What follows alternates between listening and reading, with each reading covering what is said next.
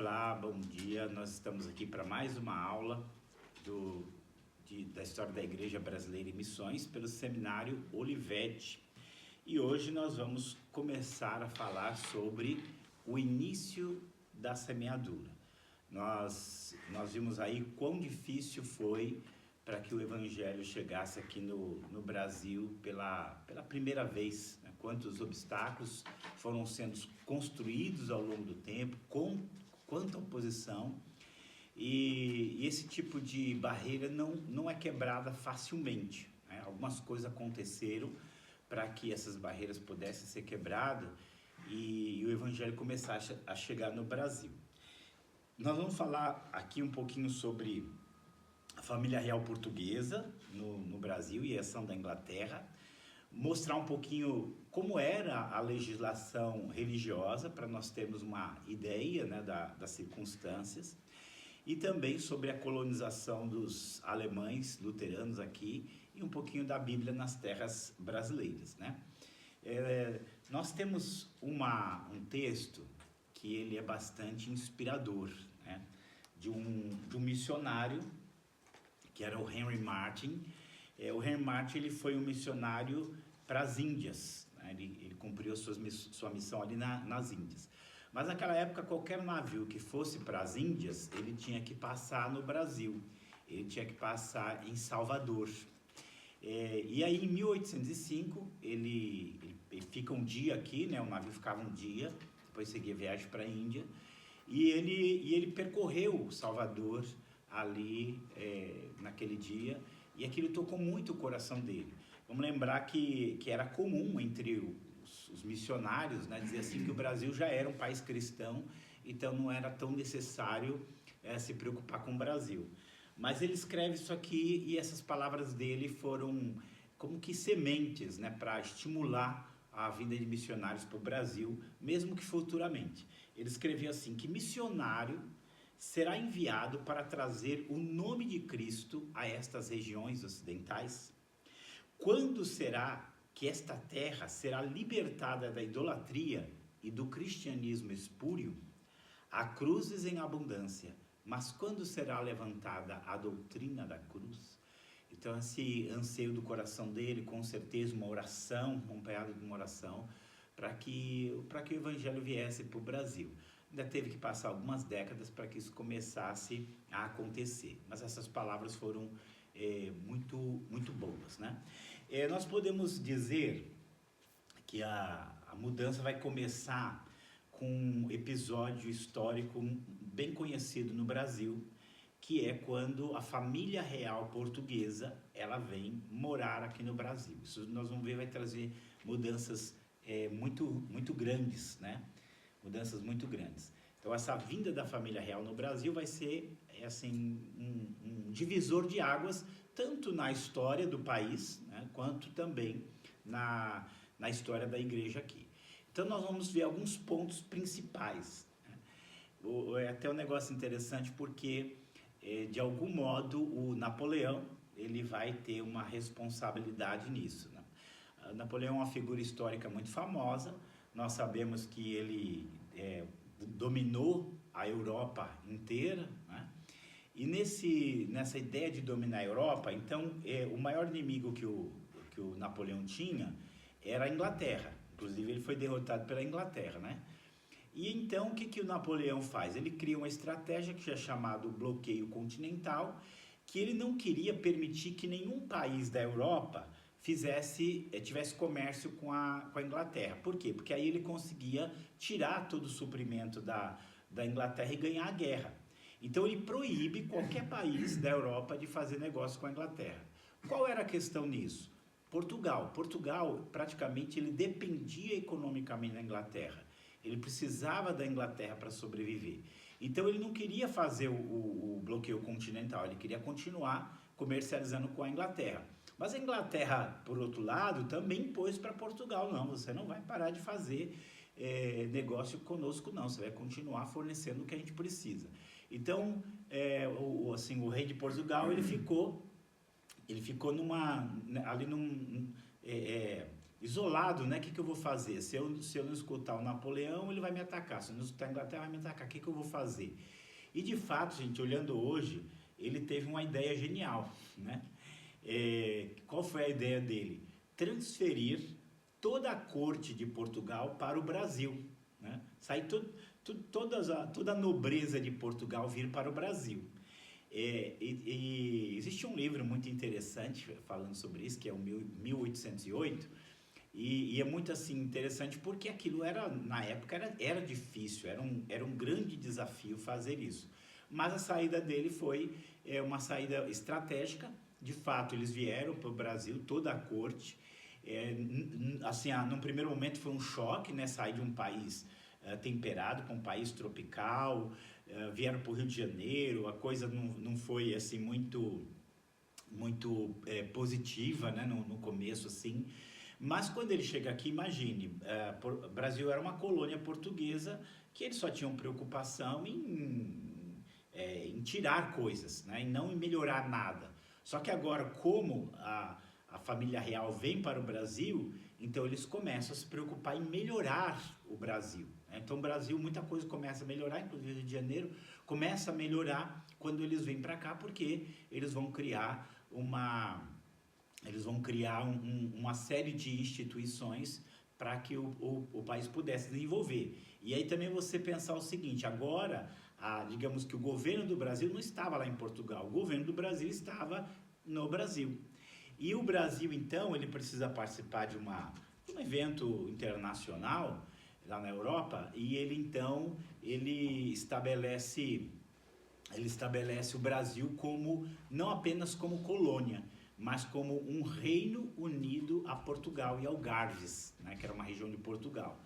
Então, assim, isso eleva a posição, o status do Brasil, nesse caso, vai ser elevado. Quer ver uma coisa assim, interessante, que eu sempre achei muito assim, curioso, né? Porque o Brasil é um país muito grande e ele podia ter diversas línguas, mas ele não tem, só tem uma língua só. E parte disso é porque o governo vem para cá e ele não deixa, em alguns lugares você falava até Tupi-Guarani, e ele impõe, não, que o Brasil só vai ter uma língua, o Brasil só vai ter uma cultura, né? Então isso serviu para manter essa unidade.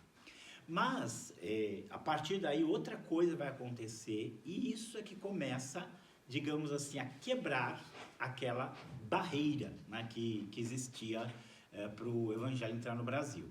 O Portugal era muito amigo da Inglaterra, inclusive foi a Inglaterra que escoltou, né, a corte de Portugal aqui para o Brasil, escolta eles para cá. E quando eles chegam aqui, uma das primeiras leis que o rei faz é abrir os portos para as nações amigas, né? Então, qualquer nação amiga que quisesse fazer comércio com o Brasil poderia vir agora. Qual era a nação principal? Era a Inglaterra. E a Inglaterra era o quê? A Inglaterra era protestante. Então, a partir daí a Inglaterra vem, e não era só vir fazer algum comércio não, ela começa a abrir empresas, representações, e aí então também a própria Inglaterra ela vai querer o direito de ter aqui a sua igreja, que era a igreja anglicana, tá? A igreja anglicana, ela é uma igreja, digamos assim, diversificada, ela é uma igreja com as suas características próprias. Ela era a igreja católica, que se desligou de Roma e que depois foi sendo cada vez mais influenciada pelo protestantismo. Nessa época, a igreja ela é bem protestantizada, embora ela ainda tenha algumas características diferentes. Mas, de qualquer maneira, a partir do Tratado de 1810, que era o Tratado de Navegação, você já começa a ter protestantes aqui no Brasil, tolerados, aceitos.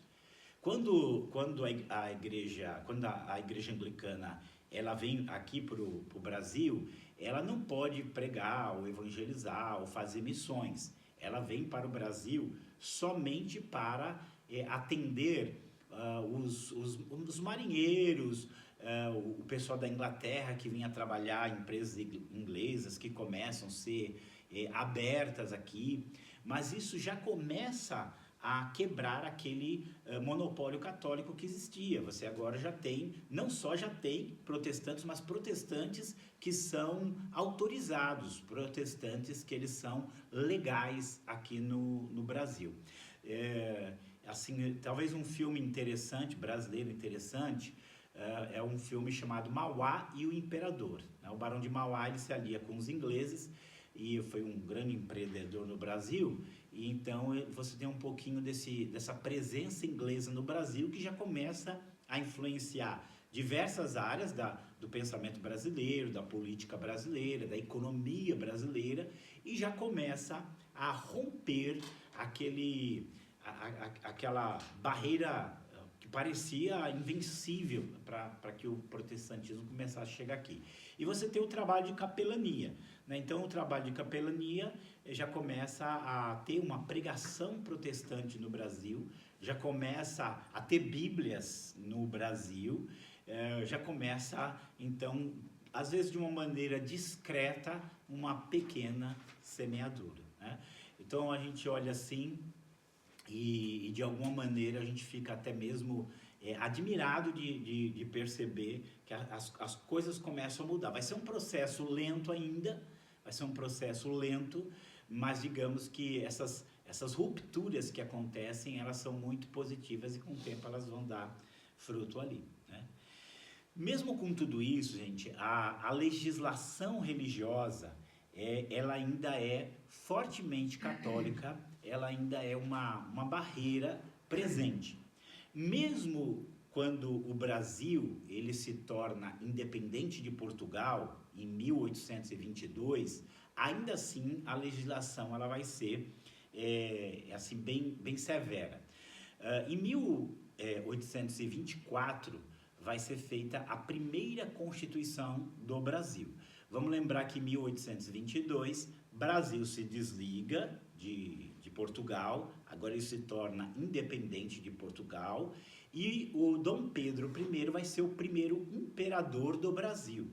Vamos lembrar que agora o Brasil vai ser um império, até 1889 o Brasil vai ser um império, e só que vai ser uma monarquia constitucional, né? Então, uma monarquia constitucional, que você tem o rei, mas esse rei, ele não pode fazer qualquer coisa que ele queira fazer.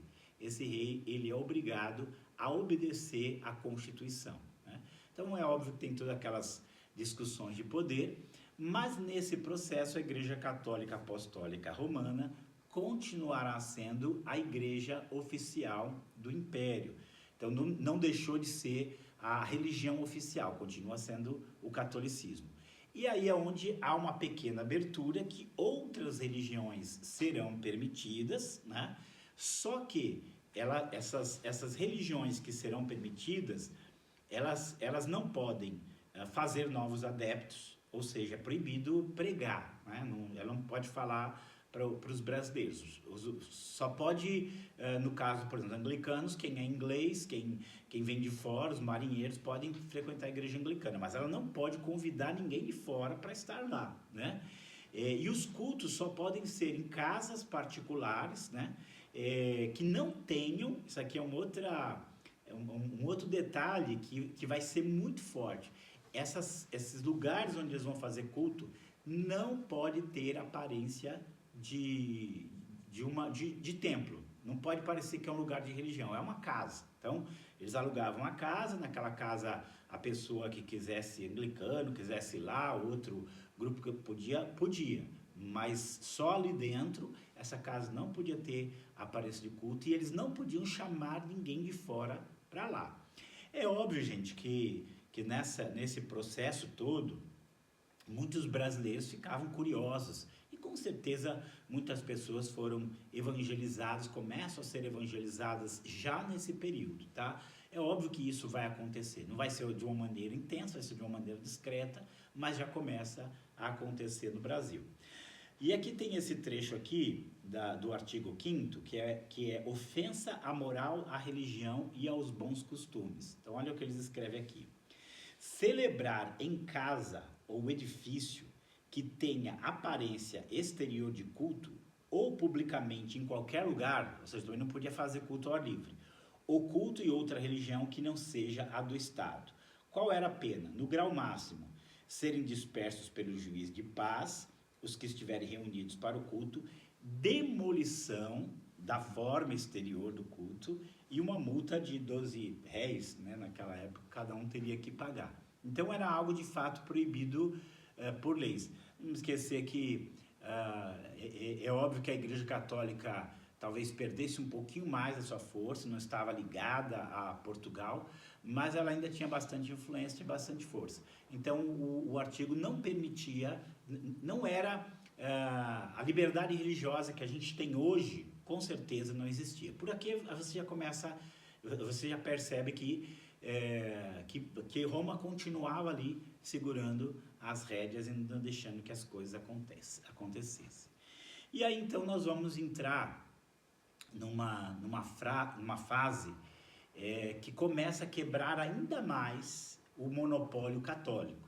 Então veja só, todas essas iniciativas, inclusive as que nós vamos ver agora, não é que teve uma abertura, agora você pode pregar evangelho, mas de certo modo aquela visão determinada, né? Aquela visão determinada de não pode ter outro grupo a não ser católico aqui, já começava a quebrar. Então você começa a ter alemães juris em Suíça também, e vindo para cá, e que é a igreja luterana, né? Então nós vamos ver aqui, esse protestantismo que começa a vir para o Brasil, ele é um protestantismo que a gente chama de protestantismo de imigração, tá?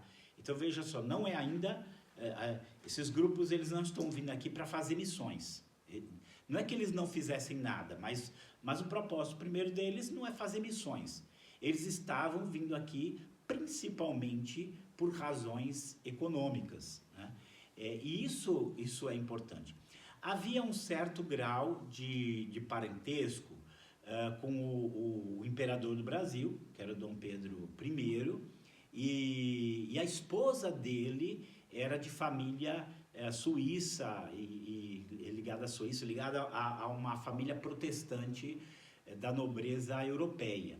Então isso de alguma maneira, já na época do Dom Pedro, mesmo antes de haver a República, que daria uma abertura maior, né, ele já começa a querer trazer algumas pessoas para o Brasil, não necessariamente se preocupando se elas fossem protestantes ou não, mas ele estava interessado numa mão de obra mais especializada. Vamos lembrar que o Brasil ele vai crescer economicamente muito através dos escravos africanos, né? Mas o escravo africano ele não era uma mão de obra especializada para trabalhar na terra, então eles queriam pessoas que fossem, que já tivessem capazes de lidar com a agricultura. A ideia era pegar esse pessoal, trazer para cá, para que esse pessoal ganhasse terras e começassem a plantar nessa terra e a produzir. Então, essa a visão que eles têm, né? Então, de começar a trazer esses imigrantes para cá. Não só da Europa, queria trazer dos Estados Unidos também. Esse era o projeto, esse era o objetivo deles. Então, o primeiro grupo que vem para cá são suíços que vão se estabelecer no Rio de Janeiro e vão fundar uma cidade chamada Nova Friburgo. Então, Nova Friburgo é uma cidade fundada por esses alemães de origem suíça que vão fundar aqui a sua colônia. Estão vindo aqui para trazer uma colônia, e aí o que vai acontecer? Eles vão transplantar a sua religião luterana da Alemanha para o Brasil. Então veja só, eles têm igreja ali, estabelecem a igreja ali, mas a igreja ali é para servir a eles, né? Eles têm uma religião, então eles precisam de alguém para ir conduzindo a vida espiritual deles ali. Então a preocupação deles, eles não têm nenhuma preocupação em evangelizar outras pessoas, né? A preocupação deles é que eles têm a igreja dele ali, que é o luteranismo alemão. Normalmente a tendência desses grupos era nem se misturar com a população. Eles nem se misturavam, nem para casar. A ideia era casar somente entre eles ali. E aí, então, ou seja, você não tinha uma pregação do evangelho, você não tinha uma divulgação. Talvez alguém pudesse ficar curioso, querer conhecer um pouquinho mais, mas não expandiu, né? Não expandiu. Com o tempo isso ia mudar, mas a princípio tudo que você tinha ali era uma transferência de uma igreja que funcionava em terra suíça, está funcionando em terra brasileira e pronto, né? Tudo isso, lembrando, ainda acontecendo dentro do Império. Mas nós vamos ter uma outra experiência também, e agora dessa vez indo para o Rio Grande do Sul, na cidade de São Leopoldo. Agora é um grupo mesmo de alemães que vão ser colocados ali com a mesma intenção, vão ser dado terra para eles. O desejo é que essas pessoas, eles também peguem a terra, cultivem, produzam, tragam riquezas para o Brasil. Agora eram mão de obra especializadas que estavam sendo colocadas ali. E aí vai acontecer a mesma coisa. Esses grupos, eles vão crescendo, cada vez mais vem esses imigrantes, e eles trazem a igreja luterana para estar com eles. E não é que eles não sejam praticantes, eles são praticantes, eles fazem cultos domésticos, eles têm um desejo ali realmente de viver a religião deles, que eles tinham lá na Alemanha, viver no Brasil. Mas também eles não têm qualquer preocupação em pregar, em expandir e nem mesmo em se misturar com os brasileiros. Para você ter ideia, a maioria deles nem sequer português aprendeu. Eles falavam alemão em casa, eles tinham até a ideia, assim, gente, de que a língua sagrada era o alemão, que a verdade só podia ser pregada em alemão. Era algo assim bem preso eles mesmos. Então eles não se misturavam e continuavam. Parece que eles só vão largar o alemão já no século XX, por uma imposição do governo brasileiro. Porque quando o Getúlio Vargas governou o Brasil, era a época da Segunda Guerra Mundial, e você tinha muito problema porque o Hitler estava lá na Europa. Então, qualquer pessoa que falasse alemão no Brasil era meio suspeito, né? Então, foi proibido falar alemão no Brasil naquela época. Então assim, isso bloqueou um pouco. Então, vocês veem assim que era um protestantismo de imigração, né? Agora, assim, também uma coisa que se fala, que era interessante, é que não era também assim digamos assim, um evangelho forte espiritualmente, um evangelho, digamos, consagrado. Era mais uma religiosidade, né? Uma coisa assim que era curiosa é que eles não gostavam de pastores que fossem muito santos, né? Pastores que fossem muito exigentes para eles viverem uma vida consagrada a Deus, afastado do pecado. Eles gostavam de pastores que depois do culto iam para as festas que eles faziam festa, eles iam comer churrasco, eles iam beber cerveja, dançar. O pastor tinha que estar lá dançando com eles. Se o pastor não estivesse junto lá com eles não gostavam. Se o pastor quisesse colocar uma vida muito rígida, eles não gostavam. Então você acabava tendo uma religiosidade. Mas de qualquer maneira, e aí aí tem uma coisa curiosa, porque como foi o governo brasileiro que trouxe eles para cá, também era o governo brasileiro que autorizava a vinda dos pastores para cá. E tanto naquela época, como você tinha a união entre igreja e Estado, naquela época quem pagava o salário tanto dos padres como dos pastores era o governo brasileiro. Então parece uma coisa muito simples, gente, mas não era. Por quê? Porque agora o próprio governo brasileiro ele estava pagando a liderança de uma igreja que não era católica. Então, se você olhar, você vai ter aqui a quebra desse monopólio católico. Cada vez mais o monopólio católico vai ser quebrado. Talvez a gente não entenda muito isso, né, hoje, porque, graças a Deus, tudo é bem diferente, mas era como se, de repente, em um país islâmico, o governo estivesse pagando um pastor para exercer o ministério dele. Então, é como se você estivesse dando uma abertura agora para uma ação, para um comportamento um pouco diferente. Então, essa abertura dada à Inglaterra, esse protestantismo de imigração, ele vai ser muito bom para começar a trazer a abertura.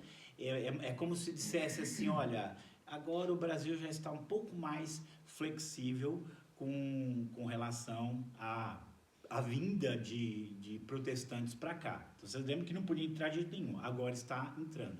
Outra coisa que nós vamos ver que facilitou um pouco, nós tivemos o Dom Pedro I, e depois a sucessão, ela vai para o filho dele, Dom Pedro II.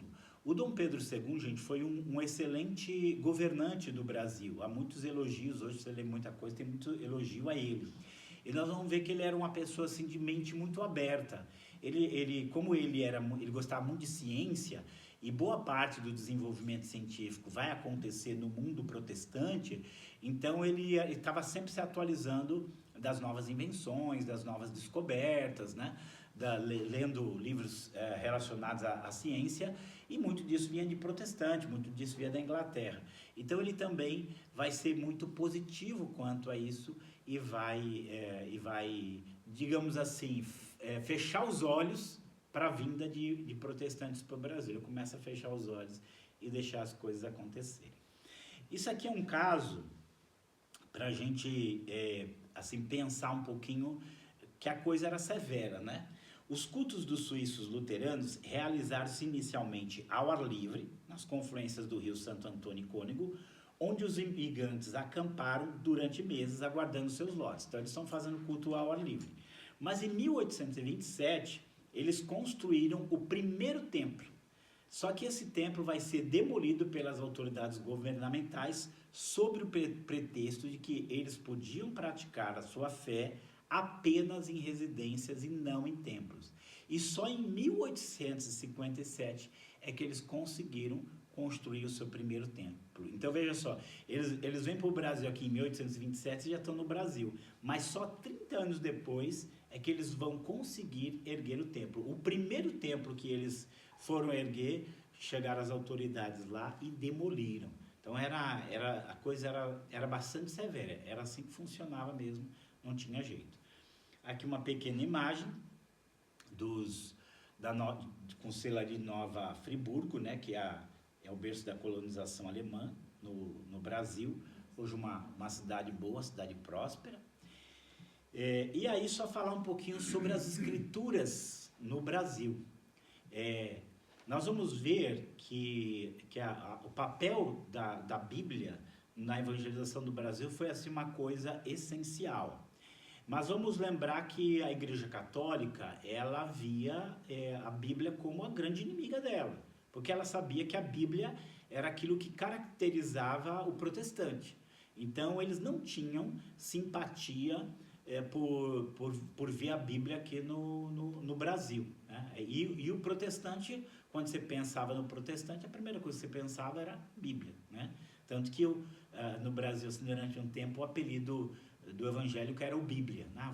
É o Bíblia, se falava assim porque era a característica dele. Então eu queria só ler esse texto aqui, que é de 1846, que é um texto do Papa Pio, e ele vai falar sobre isso. Pode pôr o próximo aqui. Ele vai falar um pouquinho sobre isso. Os papas escreviam encíclicas, gente. As encíclicas para o católico é quase um documento sagrado, né? A encíclica é um texto que o Papa escreve, geralmente sobre temas da sua época, com certas finalidades e com certos propósitos. Então, nessa encíclica aqui, o Papa Pio ele escreve assim, isso em 1846. Estas engenhosas sociedades bíblicas que renovam o dolo antigo dos hereges ele está falando dos protestantes, não cessam de distribuir suas Bíblias incessantemente a todos os homens, mesmo aos iletrados. Bíblias que foram traduzidas contra a lei da igreja e que frequentemente contêm falsas explicações do texto. A falsa explicação do texto é que não concordava com a Igreja Católica. Portanto, as divinas tradições, o ensino dos pais e a autoridade católica são rejeitadas, e cada um interpreta a seu modo as palavras do Senhor e torce o seu sentido, portanto, caindo em terríveis erros. Então isso aqui é só para a gente ver que esse espírito antiprotestante, esse espírito anti-bíblia, né, ele é algo que continua ali presente no mundo católico, e logo a situação do Brasil era essa. Não é improvável que as primeiras Bíblias, né, só falando um pouquinho aqui dos contrabandos de Bíblia, não tinha outro jeito da Bíblia chegar no Brasil se não fosse contrabandeada, né? Então contrabandeava a Bíblia como hoje contrabandeia outras coisas, era contrabando de Bíblia. Não é improvável que as primeiras Bíblias em português, distribuídas na Inglaterra para imigrantes portugueses, tenham chegado ao Brasil trazida pelos mesmos. Entretanto, o primeiro registro sobre Bíblias protestantes no Brasil vem um membro da BFBS que distribuía Novos Testamentos em navios que saíam de Lisboa com destino ao Brasil. Então, assim, vamos lembrar que o comércio entre Inglaterra e Brasil, nessa época, é um comércio muito intenso, um comércio amplo mesmo. De todas as nações que comerciavam com o Brasil, faziam comércio com o Brasil, a Inglaterra era, de longe, a mais intensa.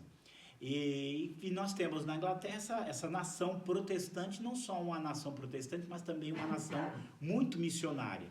Então, o que eles se aproveitam? Quando o navio português está lá na Inglaterra abastecendo para trazer produto para o Brasil, eles então enchem eles de Bíblias, e essas Bíblias e Novos Testamentos começam a chegar aqui no Brasil, né?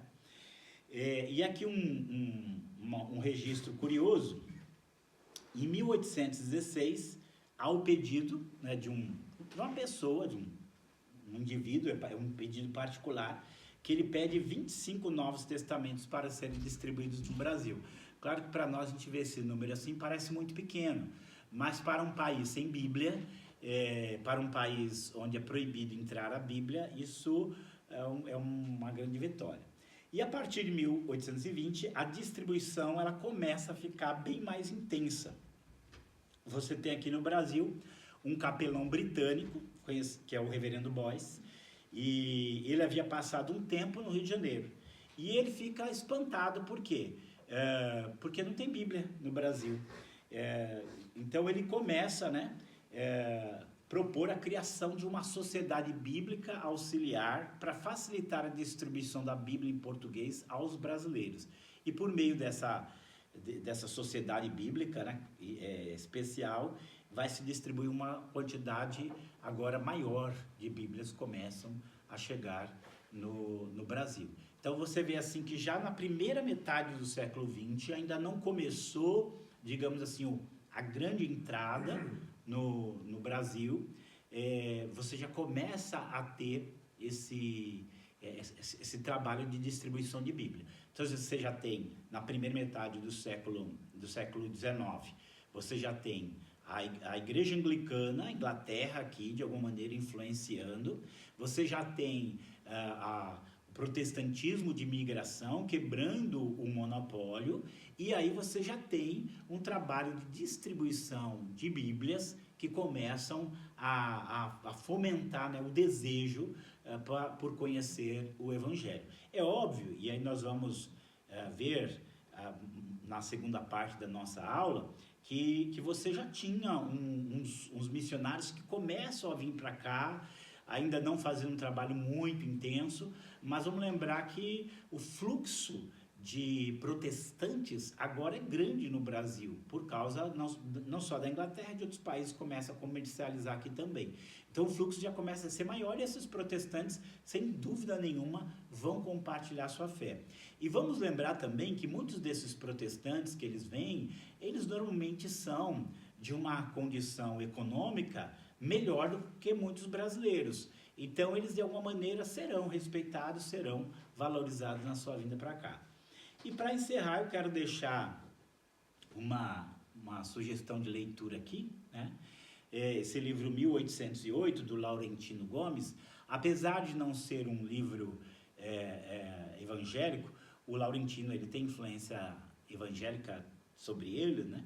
Há pastores que lidam com ele, né? Se relacionam com ele, mas esse livro dele, que foi um best-seller aqui no Brasil, ele vai contar um pouquinho dessa presença portuguesa, da relação com a Inglaterra e do que vai mudando com isso. Então é um livro assim gostoso de ler, muito interessante, que fala um pouquinho sobre essa situação.